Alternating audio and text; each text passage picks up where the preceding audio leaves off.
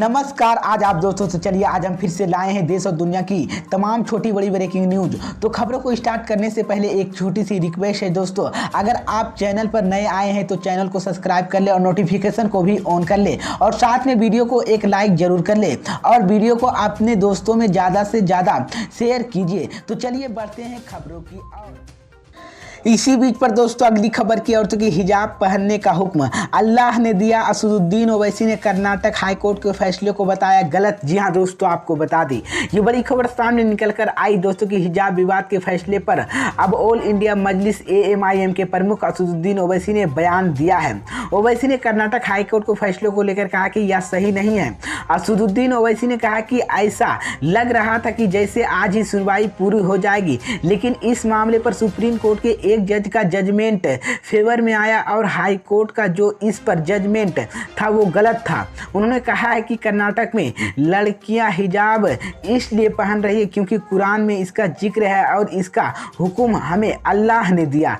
कर्नाटक हिजाब मामले पर सुप्रीम कोर्ट ने फैसले सुना दिया है और हिजाब विवाद पर सुप्रीम कोर्ट के दोनों जजों अलग अलग फैसले दिए हैं। जस्टिस हेमंत गुप्ता ने हाई कोर्ट के फैसले को बरकरार रखा है और बैन के खिलाफ अर्जी खारिज की है। अब बड़ी बेंच पर मामले की सुनवाई होगी। इस बीच आपको बता दें कि कर्नाटक हिजाब विवाद पर जिस कदर से बवाल बढ़ा, जिस तरह से सड़कों पर विरोध प्रदर्शन देखने को मिला, ये पूरी विवाद राष्ट्रीय मुद्दा बन गया है। इसी बीच मैं आपको बता दें कि तो ये बड़ी अपडेट है दोस्तों की असदुद्दीन ओवैसी ने हिजाब विवाद पर कर्नाटक हाईकोर्ट को फैसले को गलत बताया है। इसी बीच पर दोस्तों अगली खबर की औरतों की भड़काऊ भाषण मामले में आजम खान को कोर्ट से लगा बड़ा झटका।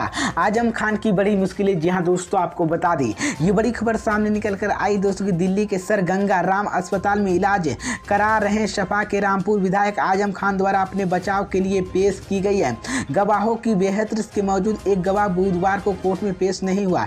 इस पर कोर्ट ने उनकी गवाही का आसरा खत्म कर दिया। अब 15 अक्टूबर को इसी मुकदमे की अंतिम बहस होगी। इस बीच मिलक केतावली में लोकसभा चुनाव के दौरान भड़काऊ भाषण देने की याद दर्ज किया गया था और यह मामला फिलहाल कोर्ट में विचाराधीन है।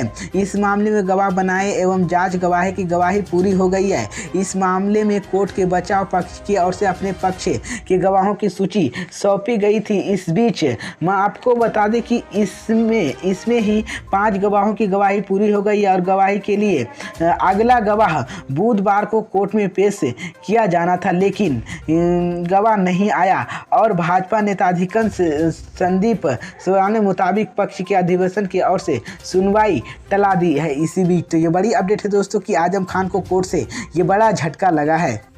इसी बीच पर दोस्तों अगली खबर की ओर कि फारूक अब्दुल्ला ने केंद्र सरकार पर बोला बड़ा हमला, कहा मैं चाइनीज नहीं भारतीय मुस्लिम हूं। जी हां दोस्तों, आपको बता दी ये बड़ी खबर सामने निकल कर आई दोस्तों कि जम्मू कश्मीर के पूर्व मुख्यमंत्री फारूक अब्दुल्ला ने देश में मुसलमानों के साथ कथित देहवार का आरोप गलत होते हुए केंद्र पर निशाना साधा है। फारूक अब्दुल्ला ने गुरुवार को 13 अक्टूबर को मुंबई में NCP के कार्यक्रम में बोल रहे थे। फारूक अब्दुल्ला ने कार्यक्रम के दौरान NDTV से कहा कि हमें आपके साथ, हमें कश्मीर कन्याकुमारी तक देश को एक रखना है।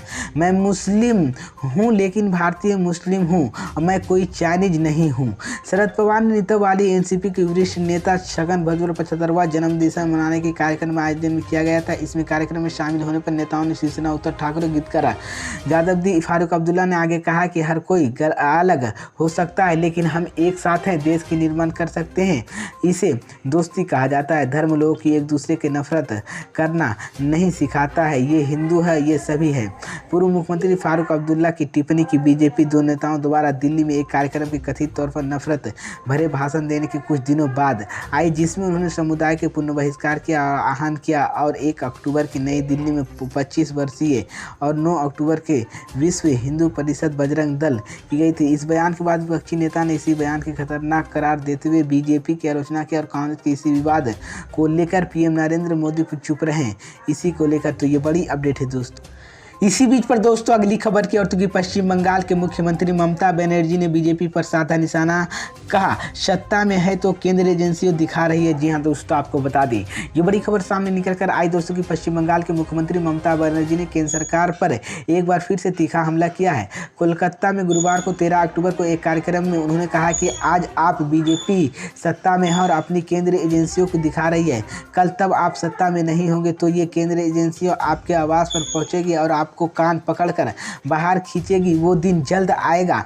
ममता बनर्जी ने आगे कहा कि दुर्गा पूजा के दौरान एक पंडाल में असुर के स्थान पर महात्मा गांधी जैसी मूर्ति प्रदर्शन की गई थी, उन्होंने सजा दी जानी चाहिए, एक समर का हरकत का जवाब देगी। इस बीच मैं आपको बता दें कि उन्होंने कहा है कि बीते कुछ ही महीनों में टीएमसी के कई नेताएं ईडी और सीबीआई की तरफ से गिरफ्तार करने के बाद से ही ममता बनर्जी केंद्र सरकार पर हमला बोल रही है। इन गिरफ्तारियों के बाद अगस्त के महीनों पर टीएमसी के प्रमुख ममता बनर्जी ने कहा कि बीजेपी के पूरे भारत निर्वाचन दूसरी पार्टी की सरकार हटाने के लिए काले धन और केंद्रीय एजेंसी का उपयोग कर रही है। मुख्यमंत्री ममता बनर्जी ने बीजेपी की चुनौती देते हुए कहा कि यदि हम हिम्मत है तो मुझे गिरफ्तार करें, और बीजेपी सबको चोर बताता है, वो इस तरह से प्रचार कर रहे हैं कि जैसे टीएमसी हम सभी चोर है। बीजेपी उसको नेता की पवित्र राजनीति में ना होती और जुबान काट देती है।